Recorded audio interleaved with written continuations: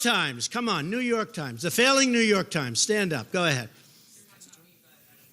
No, I'm talking about the Times is failing. You are far from failing. Go ahead. Okay, but you were pointing to me, so you meant me. The Times are very interesting, though. The Times, I think they're going to endorse me. Yeah. I think that ABC, Fox, I like Fox, I really do.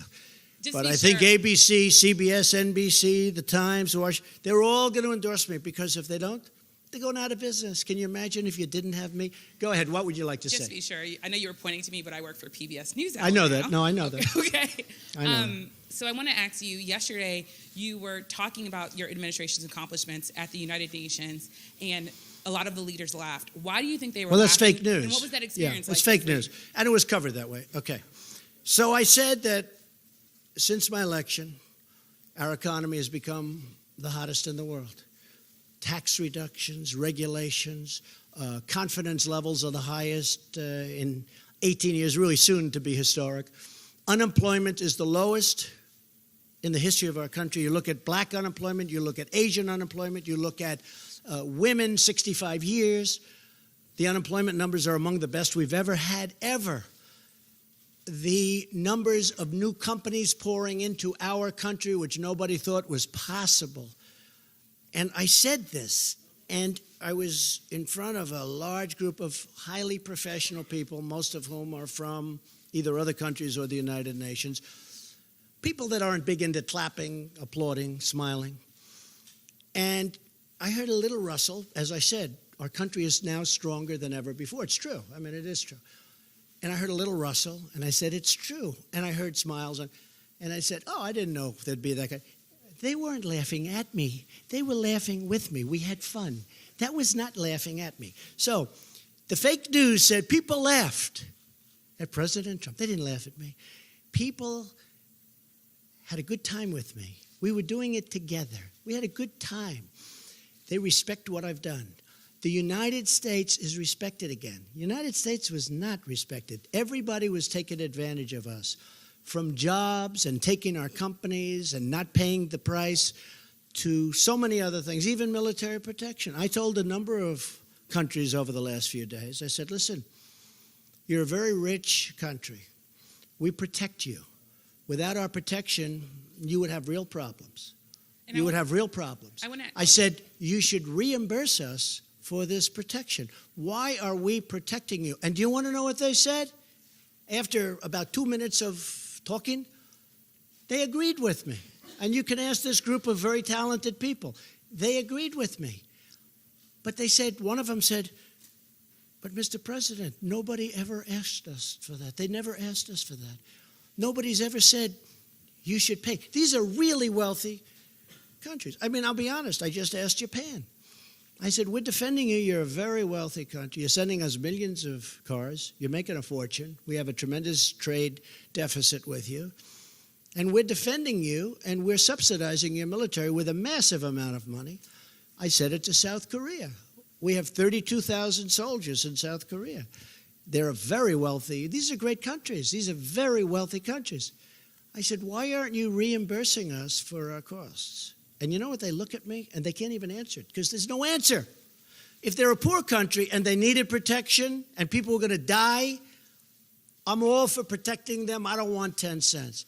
But when wealthy countries that have massive trade surpluses with us, massive, and then on top of that, we're paying for their military, or we're paying for a lot of their military, that doesn't work. How about two more and we'll call it. Mr. President, really quickly, and Mr. President, you said you feel a kinship. You said you feel a kinship with Brett Kavanaugh, and Mr. President, really quickly, you said you felt a kinship with Brett Kavanaugh. You said that you also, your false allegations that you feel like were made against you make you feel like you don't want to believe these women. What message do you think? No, I didn't say that. Why do you say that? Please Fake news. Why did I say that? Well, can you please explain then what you were talking about in your And by the way, I think you do a very allegations? good job, but I didn't say that. I do watch you, and I think you do a very good job, but I didn't say that. So could you explain I what you said, meant? exactly, I look forward to watching her. I do want to hear what she says. And maybe she'll say, I could be convinced of anything. Maybe she'll say something. But in the meantime, I have to tell you, he's one of the highest quality human beings. He's a tremendous man. He's a tremendous genius. He's a great intellect. He was, I believe, number one at Yale. Is that a correct statement? Number one in his class at Yale. He was a great student in law. He was, I've heard his name. I didn't know him. Didn't know him until this whole thing. I didn't know him. But I heard his name for 10 years. And you know how I heard his name? Everybody was saying he should be on the Supreme Court. I said, who is he? His name is Brett Kavanaugh. And he should be. He's the most brilliant person. He's the most brilliant lawyer. They were talking about him on the Supreme Court 10 years ago. With all of that, I want to hear what she has to say. But you said that you don't feel, but you said that you feel like there have been numerous false allegations against you, and that because I've had many false. You understand what he means. I've had many false statements against me, and if the press would have reported, I would have been very happy. I think John Roberts would tell you that you covered the story where the women were paid to say bad things about me. Sean Hannity covered it. I will tell you, when I saw that on Sean Hannity, I actually called him. Believe it or not, I don't speak to him very much, but I respect him. I called him. I said, this is the biggest story. This is a big, big story. He agreed with me. The next day I picked up the papers. There wasn't one word about it. The next day I watched ABC News, John. I watched NBC. I watched CBS. I didn't watch CNN, but next time I'm going to. And are you okay with I watched everything. There wasn't one story other than Fox. And it's a big story. It's a shame. Okay, enough. Thank you, Doc. Thank you. Thank you. Is it okay if I give it to the New York Times, Mr. Go ahead. President? That's enough, please. Okay. Good job. Good job. Mr. President, could I ask a question since I am from the New York Mr. Times President. before this gentleman? Since you're where? Since you're I'm actually from the New York Times. Yamiche is my former colleague, and we miss her. But I was hoping I could ask a question. But I'll let you do it after he does. Is that okay? That's I will perfectly do that. well. In honor of a paper I once loved. Thank you. Go ahead. Mr. President, my name is Edward Zoll with True News. Today you met with Bibi Netanyahu from Israel, and you brought up actually that you support a two-state solution for the Palestinian-Israeli crisis there. Can you give us any more preview of what this great deal, the peace deal? Well, I'd love to be able to make a deal with the Israelis and the Palestinians. You know, my whole life I was told that's the toughest deal. And I disagree. I think healthcare is probably tougher, okay? You want to know the truth. But it is tough. But we're going to take care of that too. That's going to get taken care of. We've already taken care of a lot of it. But my life, I've always heard the deal between, as you know, Israel and the Palestinians. That's like the toughest deal. Every possible thing is tough about that. I think we're going to make a deal. So at one of our many meetings today, I was with Bibi Netanyahu, a man who I have a lot of respect for, a man who's been extremely nice to me. I'm very happy that I did the whole thing with Jerusalem and the embassy, which, by the way, we got open in 4 months for less than $500,000. And the budget was over $1 billion, right? Yes. So we saved, let's say, $1 billion. That's not so bad. And it's open. And it's beautiful, by the way. Jerusalem stone, one of my favorite stones. I will tell you the question.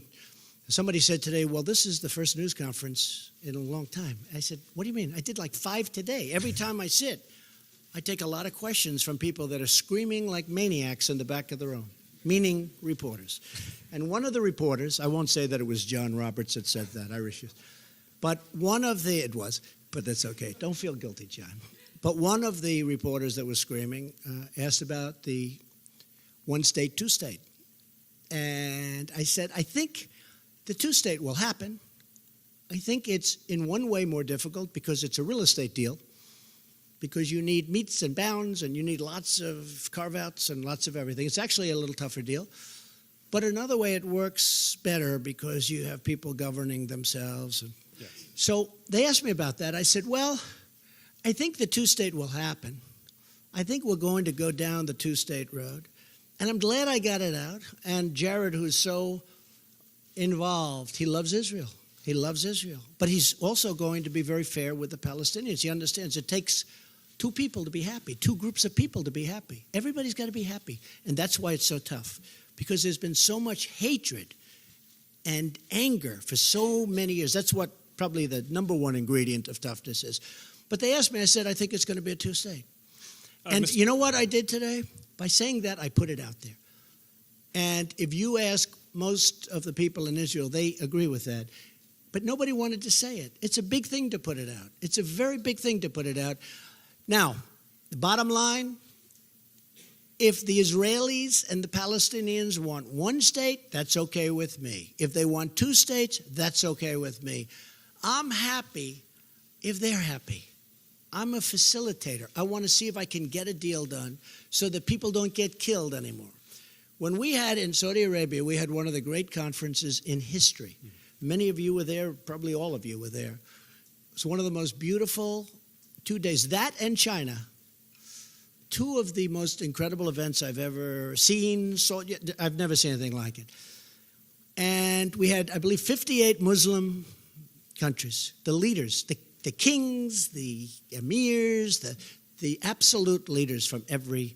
There was nobody in second place. They were the leaders of the whole thing. And unbeknownst to anybody else, people would come up to me individually. It wasn't a setup. They'd come up to me and say, "Sir, you can't have peace in the Middle East without peace between the Israelis and the Palestinians." I said, "Why? What difference? Why does that matter so much?"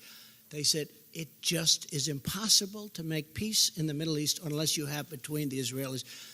So I heard that from one, the king of Saudi Arabia, who's a great guy, King Solomon. And then somebody else came up. And he wasn't told, "Oh, go up and say it." I know where they're coming from. And I must have had 12 leaders say it, and they just said it. And I started to realize that peace between Israel and the Palestinians for the Middle East is a very important thing, and we're trying very hard to get it. I think probably two-state is more likely, but you know what? If they do a single, if they do a double, I'm okay with it if they're both happy. If they're both happy, I'm okay with either. I think the two-state is more likely. Okay, how about one? Go ahead. New York Times? New York Times?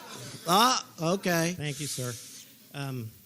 I would have gotten a bad story in the New York Times, but I will anyway, so I guess it doesn't matter. We'll do you after that, and then we'll call it quits. We're kind of thriving, not failing these days. You're doing very well. Yeah. Say thank you, Mr. Trump. I think I'll stop short of that. I wonder how you do. You know, all my life I've had very few stories, but I've had some on the front page of the New York Times. Now I think I average about 3 or 4 a day, right? That is and true. of the 3 or 4, they're all negative. No matter what I do, they're negative. But you know what? That's okay. I still love the paper. Go ahead. I wanted to come back to China because I think what you announced today was really important. I agree. You talk about this friendship you have with Xi Jinping. And yet, essentially, what you did today is accused his government of interfering in our internal affairs, subverting our democratic process, and doing it to hurt you, the Republican Party. Doing it to help them. And your backers. Yeah, doing it to help them. So how can a guy who does that be your friend? I think that we are able to, and maybe he's not anymore.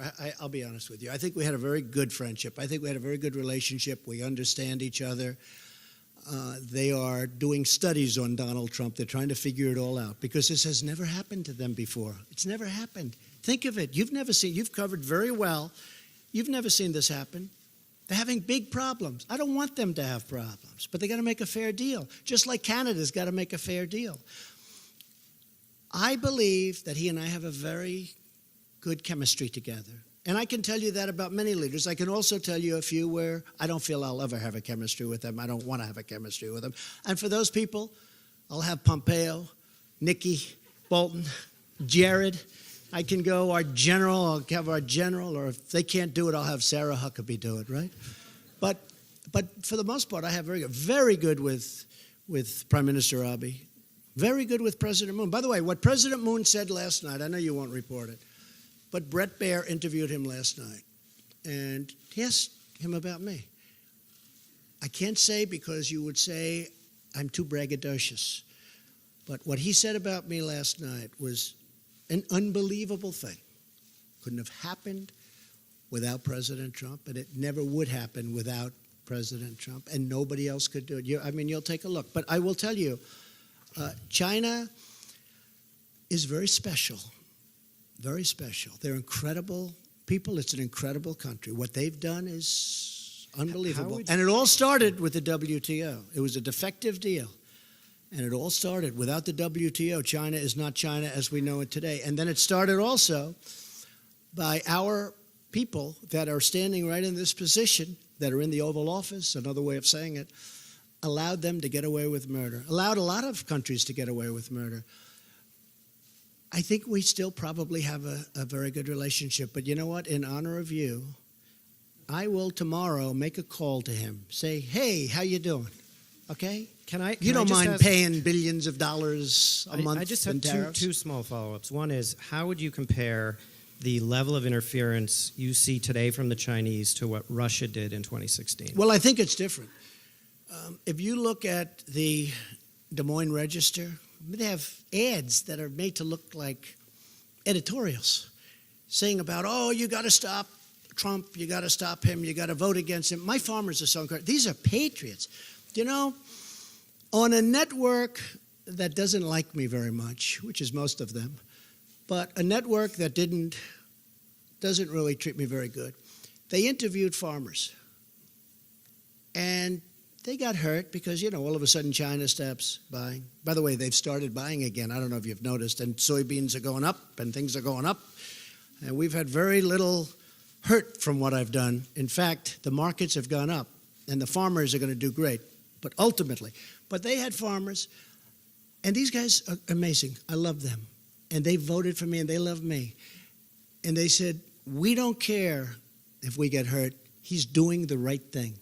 And you know, a lot of people, it's a complex game. A lot of people don't know exactly what it is. They don't know how to define tariff. They don't know it is really different than a tax, although it's getting close. But they know that for the first time in many, many years, they have a president that's fighting for them, that's not letting their jobs be taken to other countries, that's not allowing the kind of abuse that when you look at what happened as an example with NAFTA, and for years, because it was never changed. NAFTA was a defective deal the day it was signed. You know why? Because they had a VAT tax of 17%, and nobody from this country knew that. And by the time they found out, which was about a week later, nobody went and changed it. So you went many years, and they never changed it. There was a VAT tax that Mexico got. So we were 17 or 16 points behind before we even started. NAFTA was a horrible thing. So the farmers, and by the way, the steel workers, you know, I stopped the dumping. The dumping was horrible. And now if they want to dump, that's okay, but they've got to pay the United States of America 25% on everything they dump. That's okay. But as I told you before, steel is doing phenomenally well. But the farmers say, this man's fighting for us. No president has ever fought for us before. And you really have to study what's happened over the 15 years with the farm. The farmers have been decimated over a 15-year period. They've been decimated. The farmers are going to come out great. These are great people. They're great, great patriots. I think we should finish with that one. Is that okay? Okay. Go ahead. Let's go. Fast. Sure. Always like to finish with a good one. Elton John said, when you hit that last tune and it's good, don't go back. Well, let me ask Have you ever seen? They do great, they're great. They hit the last tune, everyone goes crazy. Then they go back for an encore, right? And they don't hit it. And they leave, everyone leaves. They said, that wasn't a very good concert, was it? Let's go. Well, I'll ask you one final question. Don't make me wrong, go ahead. Ahead of tomorrow's hearing. Because you were asked earlier in the news conference by Say it again. About the hearing tomorrow. You Yes. were asked earlier in the news conference by my friend from Sky News about the message that you are sending to Yes. the women of the country. Right. What about the message that you may be sending to young men? You're a father. What does this moment that we're in, the cultural moment... It's a very big cultural moment. Right. So what messages It's do a you very have for the big, young it's men also- of America? You're right. I think it's a great question. This is a very big moment for our country because you have a man who's very outstanding, but he's got very strong charges against him. Probably charges that nobody's going to be able to prove. So I could have you chosen for a position. I could have you, anybody. And somebody could say things, and it's happened to me many times, where false statements are made. And honestly, nobody knows who to believe. I could pick another Supreme Court justice. I could pick another one, another one, another one. This could go on forever. Somebody could come and say 30 years ago, 25 years ago, 10 years ago, 5 years ago, he did a horrible thing to me. He did this, he did that, he did that. And honestly, it's a very dangerous period in our country. And it's being perpetrated by some very evil people. Some of them are Democrats, I must say, because some of them know that this is just a game that they're playing. It's a con game. It's at the highest level. We're talking about the United States Supreme Court. This can go on forever. I can pick 5 other people. At a certain point, people are going to say, no, thank you. This is the most coveted job probably in the world. And you know what? I would honestly say, because I interviewed great people for this job. He's great. But I interviewed other great people for this job. I could conceivably imagine going to one of them and saying, it's too bad what happened to this wonderful man, but I'm going to choose you, number 2. I want you to go. And I could conceivably be turned down by somebody that desperately wanted this job 2 months ago. So this is beyond Supreme Court. Right. There's nothing beyond Supreme Court. This is beyond Supreme Court. This is everything to do with our country. When you are guilty until proven innocent, it's just not supposed to be that way. Always I heard, you're innocent until proven guilty. I've heard this for so long, and it's such a beautiful phrase. In this case, you're guilty until proven innocent. I think that is a very, very dangerous standard for our country. With that being said, I look forward to what she has to say.